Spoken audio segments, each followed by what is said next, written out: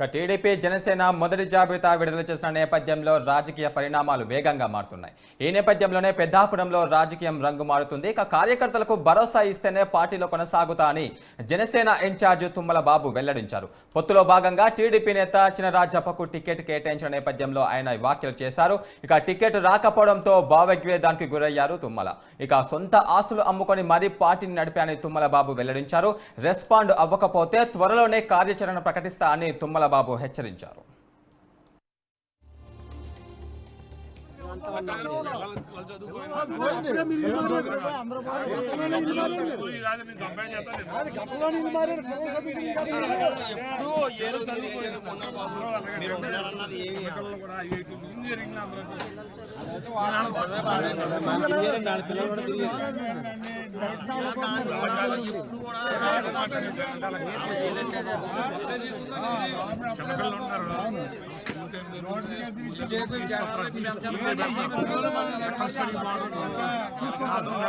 పిల్లలు డిస్కస్ చేస్తారు.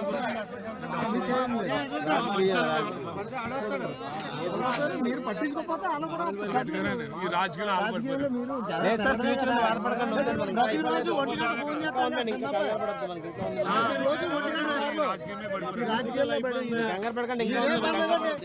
మేమైతే మీ వెనకాతలో ఉంటాం. మీ మాటే ఇక్కడ ఎవరికైనా శిరోధారం.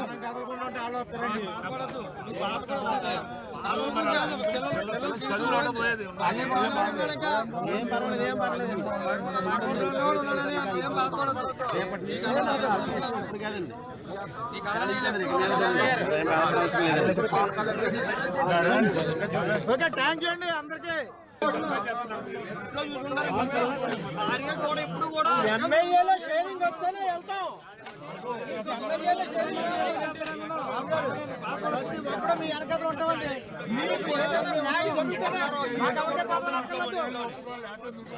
బాబు అనే వ్యక్తి ఒక శక్తిగా ఉంటేనే మనకంట. మీకు లేకపోతే మాకెందుకు కావాలి? మీరే మీకు అందరం మేము ఉంటాం. మీరు మాకు పండగ ఉండండి అంతే. పెద్దాపురంలో రాజకీయ పరిణామాలు వేగంగా మారిపోతున్నాయి. కార్యకర్తలకు భరోసా ఇస్తేనే పార్టీలో కొనసాగుతా అని జనసేన ఇన్ఛార్జ్ తుమ్మల బాబు వెల్లడించారు. పొత్తులో భాగంగా టీడీపీ నేత చినరాజప్పకు టికెట్ కేటాయింపుపై తుమ్మల బాబు టికెట్ రాకపోవడంతో ఆశపడి భంగపడ్డారు. టికెట్ రాకపోవడంతో భావోద్వేగానికి గురయ్యారు తుమ్మల బాబు.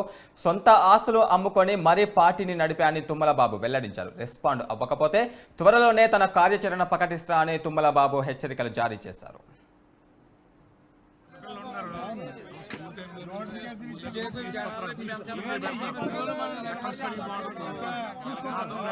పిల్లలు డిస్కస్ చేస్తారు.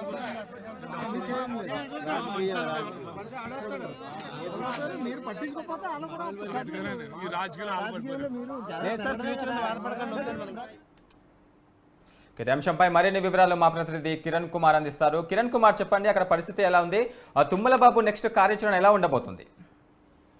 గురు, మన పెద్దాపురం నియోజకవర్గంలో ఈ టీడీపీకి మన తుమ్మల ఆయనకి టికెట్ జారీ చేయడం వల్ల టీడీపీ వాళ్ళు, జనసేన వాళ్ళు విపరీతమైనటువంటి ఒత్తిడిని ఎదుర్కొంటున్నారు. ఇక్కడ తుమ్మల ఆయన కార్యాచరణ ఏ విధంగా ఉండబోతుందంటే, ఇక్కడ ఉన్నటువంటి జన సైనికులందరూ కూడా ఆయన ఇండిపెండెంట్ గా నిలబెట్టి గెలిపించుకుంటానంటున్నారు. అదేవిధంగా పెద్దాపురం నియోజకవర్గానికి మన చినరాజప్ప గారిని వేరే నియోజకవర్గం నుంచి తీసుకొచ్చి ఇక్కడ పెట్టడం వల్ల, అంటే వలస రాజకీయాన్ని వీళ్ళు ఇక్కడ టీడీపీ వాళ్ళు దాన్ని ప్రోత్సహిస్తున్నారని ఇక్కడ వాళ్ళు వాపోతున్నారు. ఏదేమైనప్పటికీ ఇక్కడ జన సైనికులంతా కూడా చాలా కోపగ్రోధాలతో ఉన్నారు. గురు, అయితే కిరణ్ కుమార్, అతనికి కార్యాచరణ రూపొందించకపోతే, నాకు భరోసా ఇవ్వకపోతే ఇండిపెండెంట్ గా పోటీ చేసి గెలుస్తా అని ధీమా వ్యక్తం చేశారు కదా. అంటే ఇండిపెండెంట్ గా గెలిచే అంత క్యాడర్ తన దగ్గర ఉందని చెప్పుకోవచ్చా? అంటే అక్కడ నియోజకవర్గంలో దగ్గరగా కాపు సామాజిక వర్గానికి సంబంధించిన ఓట్లు 45,000 ఓట్లు ఉన్నాయి. అదేవిధంగా మిగిలిన వాళ్ళు ఎస్సీ సామాజిక వర్గానికి సంబంధించిన 60,000 ఓట్లు ఉన్నాయి. అంటే ఎస్సీ సామాజిక వర్గాన్ని కలుపుకొని వెళ్ళి మేము ఎట్టి పరిస్థితుల్లోనూ విన్ అయ్యే అవకాశాలు ఉన్నాయని వాళ్ళ భరోసా ఇచ్చే అవకాశాలు ఉన్నాయి. ఇక దీనిపైన జనసేన అధినేత పవన్ కళ్యాణ్ ఏమైనా స్పందించారా? తర్వాత దీనికి ఏమైనా హామీ ఇచ్చారా?